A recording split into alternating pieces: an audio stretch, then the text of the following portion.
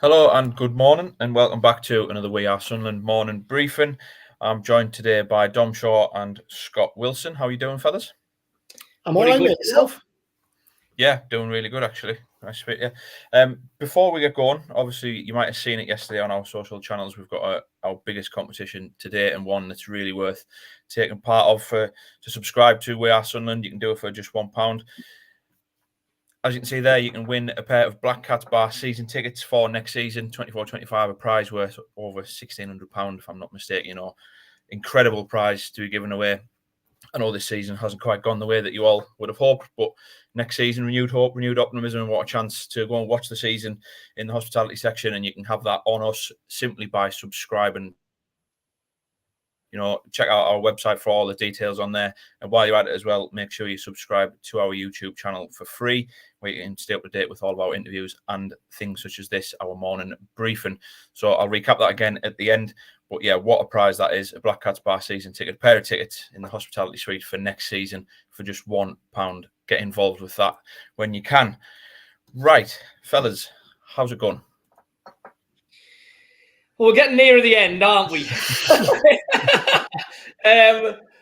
It's been a funny month, really, because obviously there was the kind of desperately bad run that kind of put an end to any playoff hopes. But then, in fairness, a lot of the performances since then have actually been really good. We've just had the Blackburn horror show in the middle of it, which again kind of clouds the way that you probably feel about the last month. And deep down, I think we all know that really these games don't matter a great deal. Obviously, Mike Dodds will say different, the players will say different, but it's not the same as the cut and thrust of if you're really fighting for something. So, it's been a strange month, but I think you do have to give Dodds and the players credit for the way in which they've not allowed it to just completely drift away into nothingness, which, let's be honest, did feel like a real risk, 3-4 weeks ago. So defensively, clearly, there's been an absolutely massive improvement. The number of clean sheets against good teams is massively commendable. Yes, there's been a bit of a drop-off in attack and threat, I think, as a result of that. And, we might touch on that later. But I think all things being equal, you do have to say that they've made a pretty good job of dealing with what could have been a difficult situation. That said, I think we're all probably feeling let's just get through these last three games and then get to the summer and see what's actually going to happen. Yeah, we sort of said last week. You get the Bristol City off the back of that Blackburn game. You have the Bristol City game where it's a bit different. They were unlucky, to be honest. On another day, they probably win that game. They had plenty of chances of goal, certainly in the first half. Then they go to Leeds and West Brom over the last week and put in two really sort of disciplined defensive displays. And 4 points from 6 out of them 2 games at any stage of the season in any form is a good return, isn't it? It's quite hard to. It's hard to think that there's not more positivity about it, but I suppose that's the sort of circumstances of what has gone on in the second half of the season. Yeah, I think because of what happened over the course of December and January on and off the pitch, that it's felt like they've always been one bad defeat away from that negativity and that understandable anger coming to a head again and frustration. And that Blackburn game was as bad as it's been this season, wasn't it? And after that game, you looked at the coming games and thought, well, Bristol City, yeah, ordinarily that's a home game you'd look to win. But if Bristol City went 1-0 up, you wondered how fragile Sunderland would be, and you worried for them then. And then you looked at the Leeds and West Brom game, and at that stage, I know clearly Sunderland got 2 very good results from them back in December when Dodds was in interim charge. But at that stage, you looked and thought, I can't see them getting anything there. On the back of the Blackburn game, your prediction wouldn't have been positive going into that Leeds game with the way they were playing at the time. I think Dodds deserves a lot of credit, really, for not just the way he sorted them out since the Blackburn game, but probably further back to the Southampton game.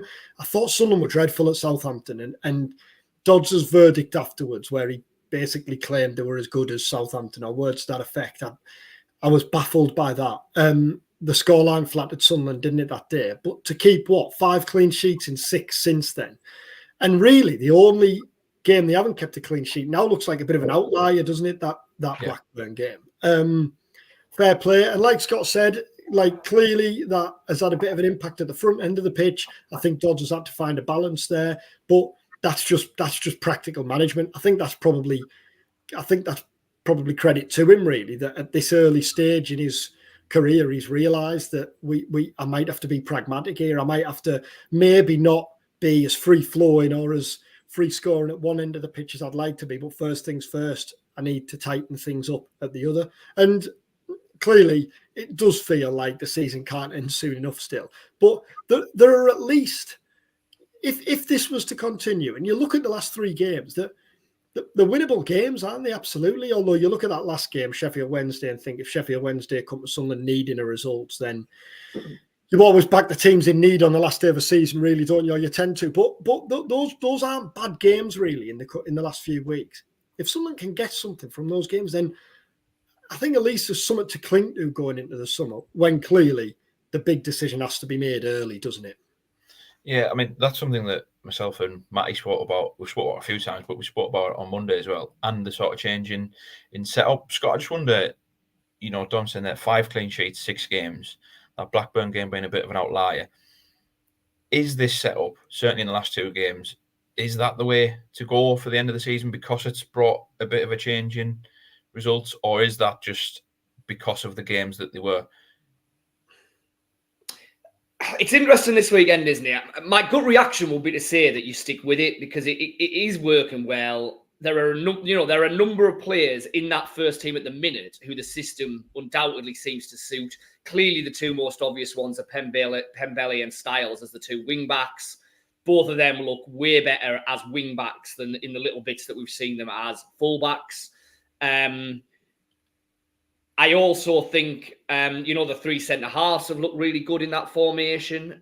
Fry Hume, more than comfortable playing as that kind of third centre-half in almost a kind of Kyle Walker way. I think if you're going to play 3 centre-halves, it often helps to have one who's possibly more naturally a full-back because they're naturally just that little bit more expansive.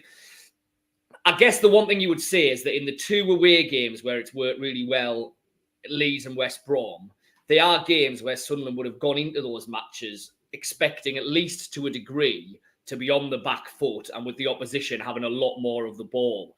Clearly, if you're playing at home to Millwall, that should be a different, you should be dominating possession in a home game against Millwall. And that's what Sunderland would want to do. And that's what I'm sure Mike Dodds will want his Sunderland side to do. So, if you were expecting to have more of the ball and have to break down a kind of massed defence, does 5 at the back lend itself to that? Maybe not. So I can see the argument that you switch back to a 4 because you want to be more on the front foot and you want to be the aggressive side. But I do think that's tempered with the fact that this has worked in the last 2 games and Sunderland have looked way more solid than arguably they have at pretty much any stage of the season, even when Mowbray was here. So I think it's an interesting decision he's got to make this weekend. I don't think it's a clear-cut one either way, to be perfectly honest. And on that as well, do you think, or do you buy into the argument of these 3 games can be used as an experiment? Now, he pretty much shut that down almost post-match on Saturday against West Brom. But I'm on about, and I'll come to Dom shortly, in terms of U21s and things like that. But can you see these 3 games as being an opportunity to do things like that? I think yes, to a degree, would be my answer there. I think like I said right at the start of this vid, people will say all the right things about these games being important. And they are, fans are paying a lot of money to go to these games, whether it be at home or whether it be the long trek down to Watford. I fully understand that. But the brutal reality is they're not make or break for Sunderland. They're not going to have a massive influence on what happens in terms of finishing position. They're not, I don't think, going to have any influence on what happens in the bigger picture in the summer. So I think there's at least an opportunity to put a couple of young lads on the bench and bring them on. I don't for 1 minute think you're talking about changing 5 members of the starting lineup just to throw a load of kids in and see what happens. No, it's absolutely not that. But I think it is a chance to feed at least a couple in to just give them a chance of that first team environment, have a little look at them, with the idea that actually in pre-season, they may get a couple of starts and a run and a chance to see if they're going to actually be first-team players next season, or whether they'll be loaned out. So I don't think we're talking massive changes, and we shouldn't be. But I think it'll be a little bit of a missed opportunity if there's not at least a couple maybe fed in off the bench. On that then, Dom, you were with me on Monday when the 21s played Middlesbrough in the Premier League 2. I guess, first of all, what was your assessment of that? Borough ran out 2-1 winners. Sunderland still with a little bit of work to do to get that. 12th feels as though that's the elusive spot for the academy side this season to get into the International Cup next year. For those of you who might not know, the Premier League 2 was restructured in the summer. Sort of the top 16 teams go into a playoff with each other, first against 16th, and then so on. But 12th is the real target, isn't it? Because the top 12 are invited to take part next season in international competition. Great experience for players at that age. Still a little bit of work to do, but the 2 games left, they've got a good chance of getting that. Yeah, they have. I thought it was a pretty even game, wasn't it? Monday night. Borough won late through a deflected goal. Murty was disappointed with the manner of the goals. The first goal, he was good on it. We spoke to Graham Murty afterwards, and he was good on a few different levels, wasn't he? So first things first, Middlesbrough's first goal was scored by Sonny Finch. It was a mistake by Henry Fieldson, and he tried to play it out from the back and was intercepted, and Finch's interception went straight in, if you haven't seen the goal. But what Murty said, and we were having this conversation yesterday, weren't we, Scott? But we spoke to first team managers about this, about when playing it out from the back goes wrong, what's their reaction? And they kind of say, well, it's on me. I'm asking them to play that way. That was exactly what Murty said. And what Murty said was my biggest takeaway was the next time he got the ball at the back, he tried to do exactly the same thing. And that's what I want. I don't want him to be discouraged by making the mistakes. Sunderland improved after the break, levelled through Tommy Watson, who I'm sure we're going to talk about. That's his 3rd goal in as many games. And then Middlesbrough scored a late winner. It was good because it was purely an under-21s game, wasn't it? So often when you go to these games, they are skewed a little bit by first-team involvement. And we fully expected, didn't we, to see a little bit of first-team involvement. I think more so from Sunderland than Middlesbrough, because Sunderland have tended to use the first-teamers in there.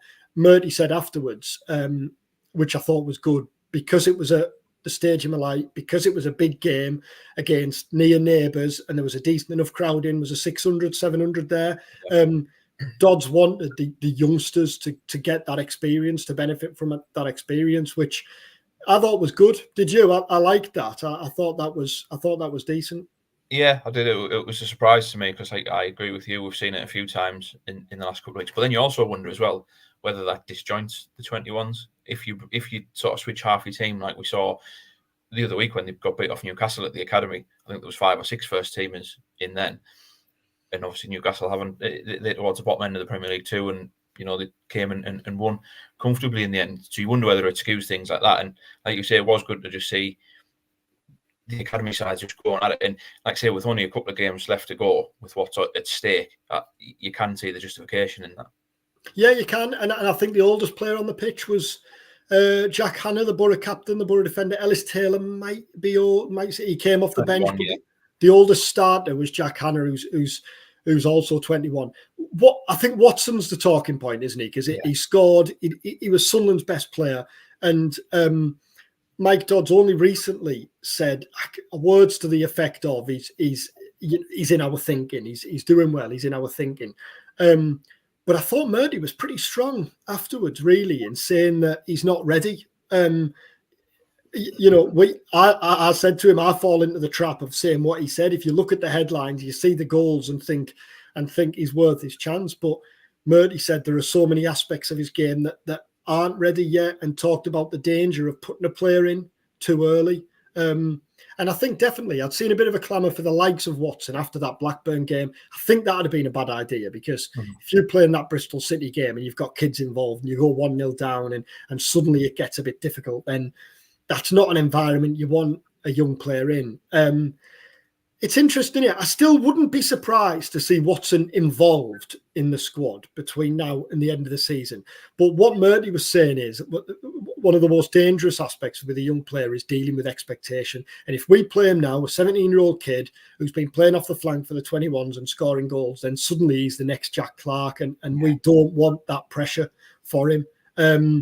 He's not 18 until September, I don't think. And I think because because of the way Chris Riggs played and so many other young players, you kind of look and think it's the norm for 17 and 18-year-olds to be playing championship football. But it's not, is it? If you look around the rest of the championship, there aren't many 16, 17, 18-year-olds who are regulars. So I completely got Murty's thinking.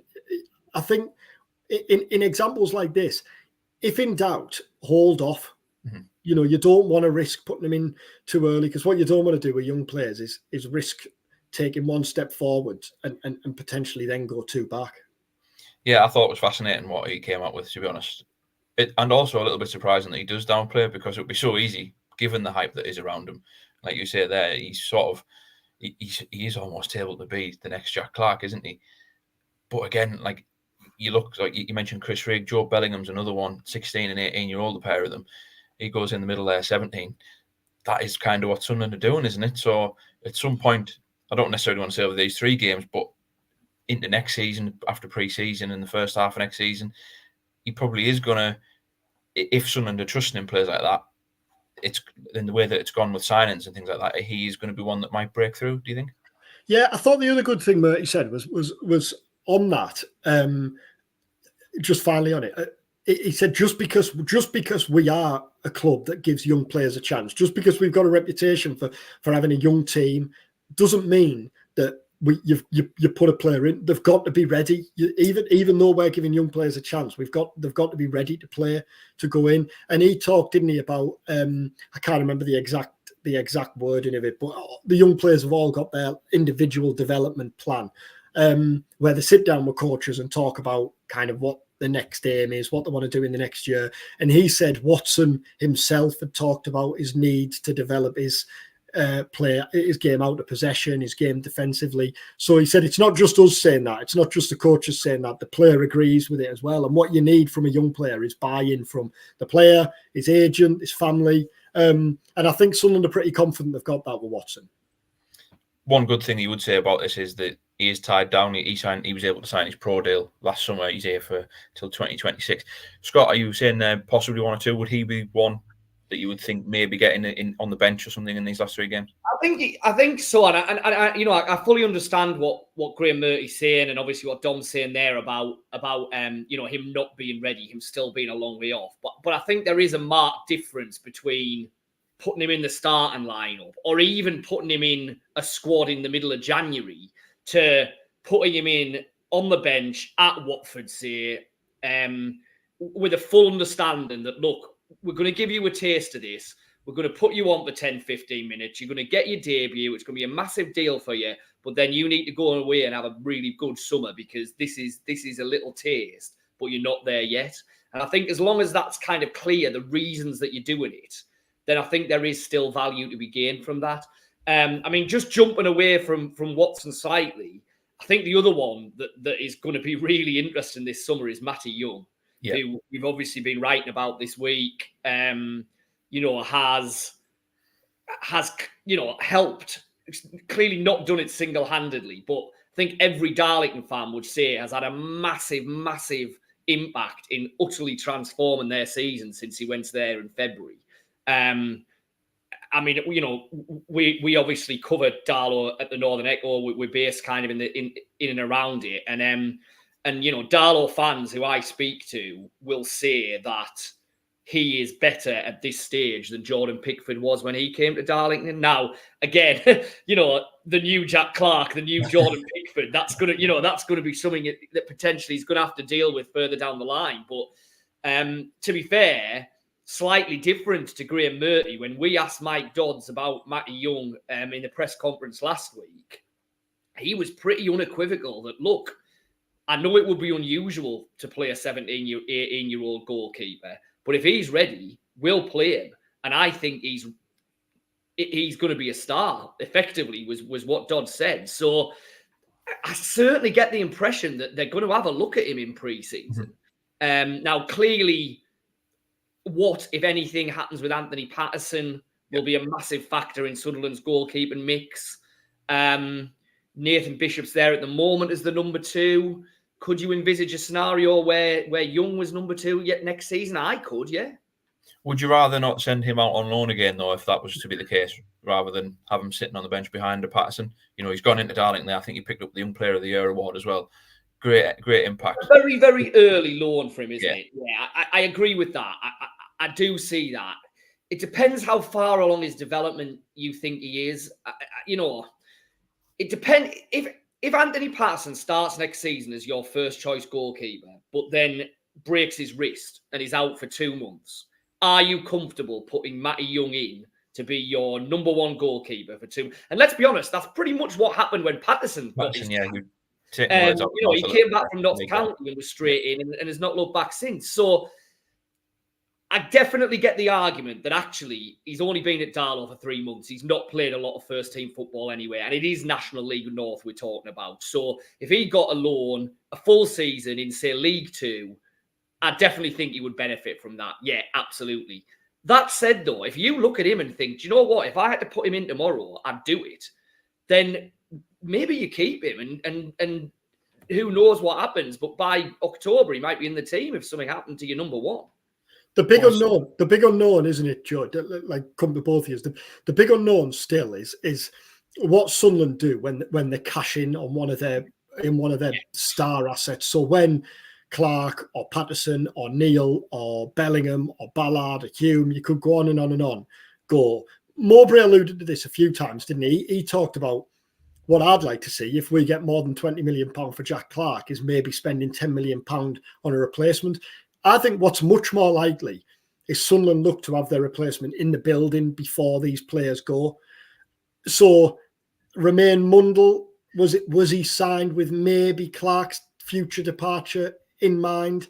Tommy Watson potentially down the line. Now, if Patterson was to go in 12 months' time and Young has had another year of first team experience playing in like League One or League Two, then maybe then you get big money for one of your star assets and you're not having to replace him. You've got him there. I'm not saying someone want to sell them, but it's inevitable, isn't it? If they don't go up, to the Premier League, it's inevitable that these players will have to move on at some stage. Well, I mean, you say that Sunderland don't want to sell them, but actually, I think they're pretty open about the fact that part of the model is somewhere down the line they do want to sell them because, you know, that's how this whole project works. That reinvestment that you can then, you know, spend slightly more on players, raise your wage ceiling slightly, and build and build and build, and you know that's the theory of how it works. So I'd be really surprised if, certainly within the next 12 months, probably not, if not this summer, we're not having the first conversation about one of the players going and right, what are Sunderland going to do about this now? But it's so nice in that aspect to think that there could potentially be, looking back to the academy and like a Watson and a Matt Young, 2 players we talked about there, that after sort of years of neglect in the academy, that there are players back in there now that you think that you can talk about and they could make the jump up. You know, we've criticised the club for things that have happened this season, first team level, but one thing, you know, credit where it's due, the academy and the care and the nurture that they've given to that over the last couple of years since they've come in, you know, it speaks for itself at the moment. You even just look at the results of the academy level a couple of seasons ago where I don't think they won a game, and now they all of a sudden could potentially next season be playing international football. You know, so credit where it's due. I think keeping Chris Rigg last summer was a big one, because that was the first time really where the big boys had come calling, but Sunderland were actually able to fight their corner and retain a player on a contract. And I think symbolically, if nothing else, that was really important, because I think now the likes of Watson are going to be kind of much more willing to stay and commit. Yeah, that brings us nicely on to Chris Rigg. But just before we do, we're going to give a shout out to our partners down at the Fans Museum and the Prospects Opticians in Durham. Thank you for support. And also, I'm just going to plug this competition once more again. Subscribe to We Are Sunderland for just £1 and you can be in with a chance next season to win a pair of Black Cats Bar season tickets. Great prize, hospitality tickets, full season next year. £1 to subscribe, definitely worth it. Half tempted to try and work my way around to enter it myself. Prize. Yeah, it's a belter of a prize, that. But to switch it back really onto is things fantastic. To switch it back into things there, you mentioned Chris Rigg. Now, I don't know if people have seen it or not. Matty put on an excellent piece yesterday about Chris Rigg and his journey so far. If you haven't read that, make sure you go to We Are Sunderland and have a read of that.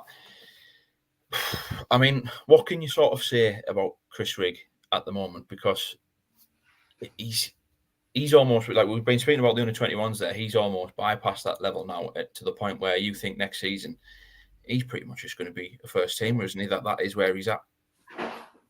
Yeah, it is. It's easy to forget his age, isn't it? If you judge purely on performances, it's easy to forget his age. I think. How often did Mowbray talk about what he loved about him was the fact he'd come up to the first team training, and although he'd be respectful of clearly the players who he was joining, he wasn't bothered about reputations. He'd crunch into tackles. He'd bounce off players. He was just there to impress, and he treated it as a game of football. I think it says an awful lot about what Sunderland think of him as a character, that he's played so much in this difficult spell when players have had to stand tall, really, haven't they? After that Blackburn game, it was a real gut test for the players, wasn't it? And I think to be involved in this spell of games and help Sunderland turn the tide, really, says everything. And how good's he going to be a year down the line? I mean, how good, if you think of how good he is now, but how good's he going to be a year, 2 years down the line when he's had a full season of playing regularly in the Championship? The other thing I think it'd say with is his versatility. How many different roles has he played in the last few weeks? And again, for a player of his age to be thrown into the Championship, some of the games he's played, some of the arenas he's played at, and to adapt to different roles, it's staggering, really. Yeah, that's something I just want to come on to. I'm just going to pop the link in for people who are watching to that article that Matty did yesterday. Make sure you go and check that out. Really, really fascinating read. Really good read. Yeah, really, really good read. Good insight into kind of, his development and how he's got to where he is. Scott, Dom's saying there, and I think credit must go to Mike Dodds for this as well, in terms of his positioning. He brought him in, started his first game against Leicester, who at the time, even though they were having a little bit of wobble, we were still thinking they're going to go and win the league. Now I know they've gone and had an even bigger wobble since then. Still might go, but he started against Leicester, Southampton, Leeds United away, West Brom away. That is some sort of faith that Dodds has put in him, but positionally as well. And he spoke about this in a recent press conference, saying he thinks that he will see him as a midfielder going forward, but he's starting him out over on that right wing. And just before you come in, I'm just going to pop up another graphic there. You can see the sort of involvement. These are the 6 games since that Leicester game where he's been involved, majority of the starters. You can still see the impact that he's having in games and how much he's getting involved. Again, you've got to go back. He's 16-year-old. Yeah. In the Championship against some of these teams, Premier League teams who've come down. He's got a goal, obviously, in the Blackburn game. He's not afraid to have a shot at goal. It's incredible, isn't it, really? The potential is amazing, isn't it? I mean, I think what's interesting is, really understandably, throughout Tony Mowbray's reign, really, it was very much kind of kid gloves with Chris Rigg, bring him in a little bit, take him out. He's very, very young, all of that. It feels like a kind of switch has been flicked in the last month or so, like you say, that all of a sudden now Mike Dodds seems to have decided, right, well, he's in now. And I'm not actually going to treat him any different to any other first-team player now. He's in. He's there on merit. I think he's old enough. So if I think he's going to play every week, he will play every week. And I think that's where we're at with Chris Rigg now. I think next season, Chris Rigg will be an absolutely integral part of that first-team squad and will be, like I say, treated like any other first-team player. And then if whoever's the manager feels the need to play him for 20 games in a row, I think they'll feel, well, okay, we'll play him for 20 games in a row. He's at that level where he can do that. So that's the first thing. In terms of his positioning and that, I just think at the moment, he kind of looks like he could play anywhere, doesn't he?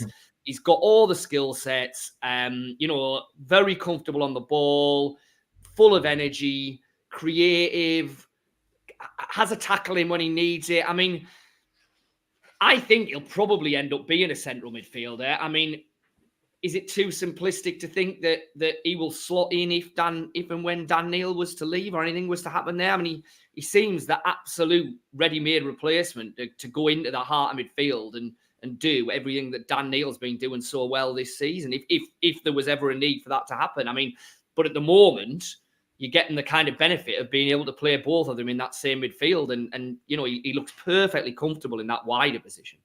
I was going to say, Joe, what do you think? Because you look back to January and the summer, and midfield looked like an area that someone needed to strengthen.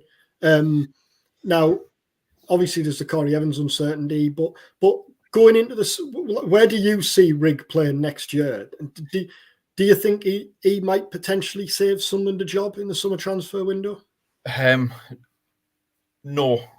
And the reason I say that, I totally agree with what Scott's just said there in terms of I see him more like a Dan Neil in there, and Sunderland need a different type of player to go in there alongside. And I put Echo in there. A destroyer. Well. Yeah. I put Echo in the same category as them too as well. He's been tried and almost he's been forced almost, hasn't he, into that 6 role, if you like. Yeah. And he's hit and miss. When he's on it, he's very good. When he's not, we've spoke about it again. Mowbray said he needed a slap sometimes, and I think Mike Dodds has roundabout said the same sort of thing when he took him out the side and said we had to have a conversation with him. Sunderland needs something different in there, kind of like what Evans is like. I mean, he's one that I wanted to come on to shortly as well in terms of contracts. But yeah, I think I do see Rigg. I agree. I see him going back into that central role and being like a Dan Neil, because at some point you would think maybe over the next 12 months, 18 months, Dan Neil might be one of them ones who does go way up in the Premier League if it's not with Sunderland. Chris Rigg could then come in and totally take over that role and take it to another level almost. You think of the age that he's at and with Neil and the abilities. But I think, what we've seen at the minute out on that wide, in the wide right area, he's already shown that he can play there. He can go as the 10. I'm sure he'd do a job over on the left as well. I mean, he scored more goals than sort of like Sadaka, who was brought in the summer. Just to go back to it as well, do you think with these games as well, we're speaking about contracts, that this is to try and entice him, and the adulation that he's getting and the sort of warmth that he's feeling from supporters, Leeds and West Brom, the away end of both, so they've already made a song for him and things like that. Can you see that deal his pro deal being sorted in the summer? Because again, the interest's there. Well, I don't know what Scott thinks, but Scott mentioned it there with how Mowbray dipped his toes in the water really last year. I think that was purposeful. I think the timing there was purposeful, as if to say, you'll get your chance here. Yeah, we think you're a huge talent for the future, but we also think you can play now. I don't think it was by chance that he was put in at that stage. And maybe, but I think he's already seen over the last 12 months, regardless of what's happened in recent weeks, that he will get an opportunity here and now at Sunderland. And really, when you think of this year, to go away and play in a World Cup, I know it didn't go completely to plan, but to go away to play in a World Cup, to come back, he had a bit of time out after that, didn't he? He didn't really feature much under Beale, which is interesting when you look back, isn't it? And then you think of from not featuring at all really under Beale to playing as much football as he did under Dodds. It's been a real year of progression, hasn't it, for him? I think, again, if he'd have looked at the start of the summer and start of the season and said how he'd like this season to play out, can't have been too far away from how it has gone for him. I mean, he's obviously going to as well at the end of the season. He's going into the European Championships with England over in Cyprus at the end of May. But that is going to be one the fans are going to be keen to acknowledge in the summer, isn't it? That he gets tied down.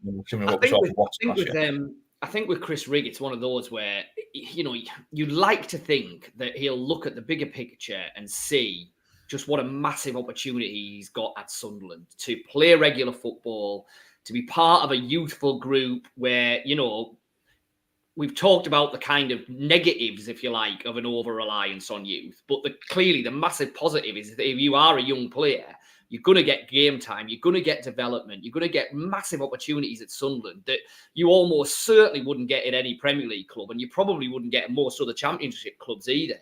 If he looks at someone like Dan Neil and the way that his career has progressed in the last 2 seasons by playing regularly at Sunderland, you would really like to think that Rigg and those around him would look at that and think, well, this has to be the best place for me. Now, the caveat to that is he'll have people in his ear we all know that money talks. If a Man United, for example, come in and seriously make a play to sign Chris Rigg, then even with all the best intentions in the world, it takes a pretty level-headed, bold 16, 17-year-old to say, I'm going to knock that back because I think I'm better off staying here. So that always has to be the caveat. Let's see what happens. There will be a certain level of club that if they come in, it will be really hard for Rigg and those around him to say, no, I understand that. But I still come back to, I think 5 years down the line, will Chris Rigg have benefited from a full year next season at Sunderland or sitting at the bench at Man United? Well, I think we all know what the answer to that is. Yeah, absolutely. Just to sort of wrap up again, I want to go into some of the contracts. A couple who are out in the summer. We mentioned one, Corey Evans, Bradley Dack, another one, Ellis Taylor, who we're talking about the 24s, he's out of contract as well. Are these deals that do you think that these players have futures at the club? Going into next summer, you've got Niall Huggins and Elliot Embleton, I think, two stands out. Huggins probably, but obviously the injury is an issue. Are these contracts that you think need to be sorted in the summer, or are players going to be let go?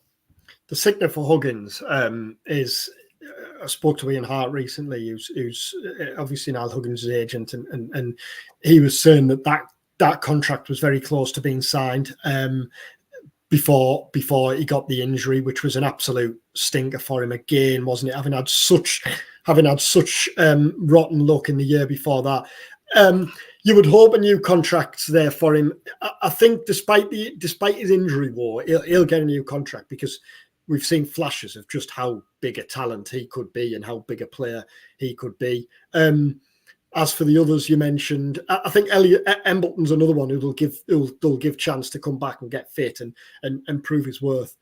Dack, I don't know what you think, Scott. I'd be hugely surprised if Dack was still here next year. Taylor's a difficult one. Evans, given various managers talking about the need for grey hair around the squad, could you make a case for keeping Evans around for a year and the import? We spoke to Harrison Jones after the game on Monday, didn't we? And he was talking about how good Evans had been with him when he went up and joined the first team. How much help Evans has provided for him. I think it's all that unseen work with Evans, and he'd no doubt make a case that he could have an impact on the pitch as well. But I think it's that unseen work that gives Sunderland the decision to make there. Dack's going to go, isn't he? Yeah, I think it's really, really hard to see how Bradley Dack gets a contract. I mean, it felt like a Mowbray signing, didn't it? That he wanted him there and he pushed for it, and the club almost kind of said, okay, you can have one in last summer if you like, and it's going to be Bradley Dack because he's on a free. He hasn't played enough football to warrant getting a new contract. I don't think there's any chance of that happening. I agree with you. I think Evans is an interesting one because he's a player who was very influential when he was fitting around. As we've alluded to earlier in this vid, he plays in a position where Sunderland need strengthening. It'll all come down to just how fit is he and how to what level does Sunderland think he's come back at. If they think that Corey Evans is, effectively fully fit once he gets his match sharpness back, there's no reason why he should suffer any kind of a recurrence. And from what they're seeing, he's at the same level as when he picked up the injury. I think you try and keep Evans, even if just on a one-year deal, because like you say, I think his experience, the fact that he plays in an area of the pitch where Sunderland are clearly short, I think that's a deal you probably look to do. I think Embleton's an interesting one because we've just seen nothing of him, have we, really, since that goal at Wembley? Through no fault of his own, but you're going to be having a new manager coming into the building who will have no recent experience or knowledge to go off with Embleton because he's just not kicked a football really for so long. So I think he'll be one where pre-season will be massively important for him. Because assuming as I think we're right to do that there is a new manager through the door, then I think what their first impressions of Embleton in pre-season will probably dictate what happens to him. Yeah, I think I agree with both of you. Comment coming there for Janet. For Corey Evans must stay. I do like what Dom was saying. I think his impact behind the scenes is something that probably a lot of people don't necessarily notice, and whether he can get up to speed and even just play a bit part next season, it's certainly open for debate. He's the one that feels as though it's open for debate. Embleton's a funny one. I mean, the thing with Embleton is it's hard to really sort of stamp down and narrow down where his position is, where he fits in, because he's another one who's versatile and he can play right the way across, or in the 6s, in the 8s, in the 10s. He hasn't really been able to nail it down. But then he went to Blackpool, and he had such a good loan spell there, and he came back, helped Sunderland get promoted. And then, like I say, obviously being hit with terrible luck with injuries. But where does he fit into that, or can he break his way into that? Yeah, and I think the other thing with Embleton is he's also got to prove that he can do it week in, week out in the Championship, because he's never really had the opportunity to properly show what he can do at this level. So that's another kind of question mark over him. So that's why I think that the pre-season will be massive for him, because I think that if he's not pretty much knocking on the door for a first team, if not a start, then a regular squad spot come the first day of next season, then you probably worry about his long-term future, because it would feel then that that's one that you would probably look to move on just to free up squad players, bit of wages, whatever, you know what I mean?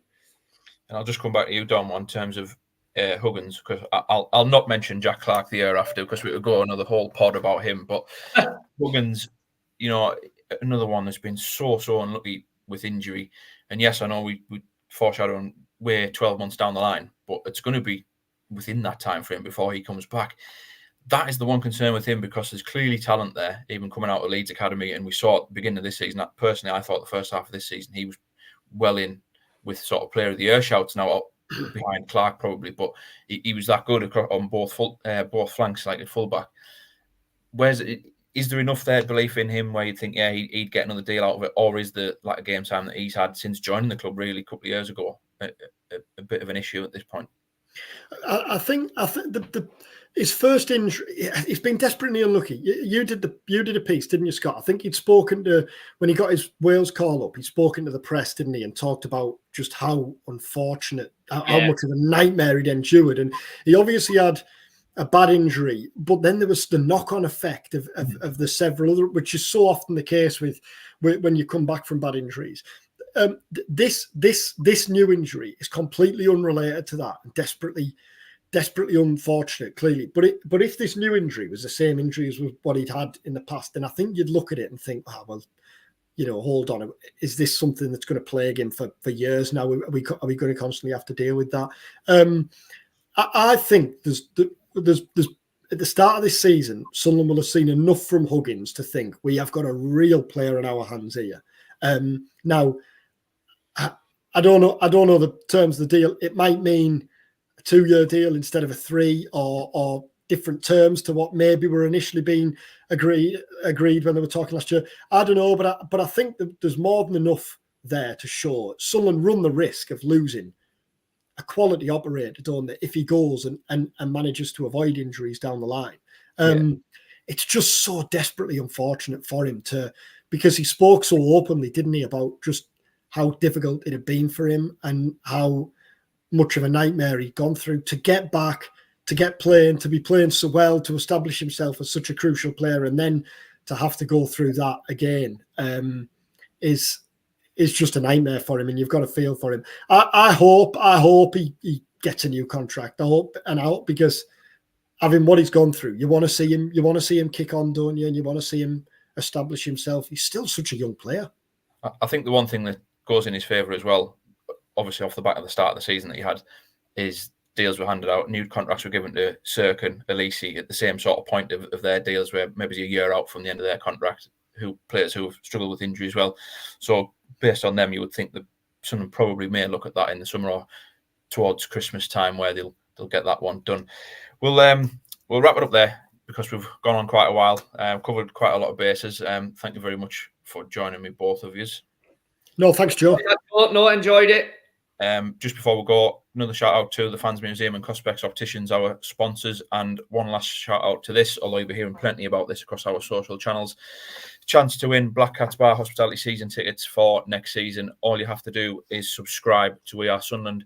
It is just £1 and you can be in with a chance to win that incredible prize from us. Ahead of next season, competition closes in a couple of weeks' time, so make sure that you get involved with a chance to win. Fellas, thank you very much. We'll be back later in the week to discuss the Millwall game and reflect on Mike Dodds' press conference later in this week. Thank you very much for joining us.